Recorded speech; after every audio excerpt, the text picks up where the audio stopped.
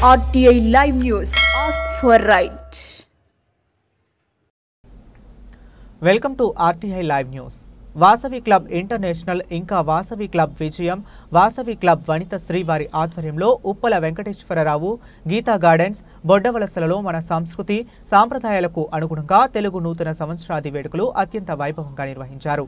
పలు సేవా కార్యక్రమాలు నిర్వహించారు. డాక్టర్ హేమా నాయక్ ఆధ్వర్యంలో వైద్య శిబిరం నిర్వహించారు.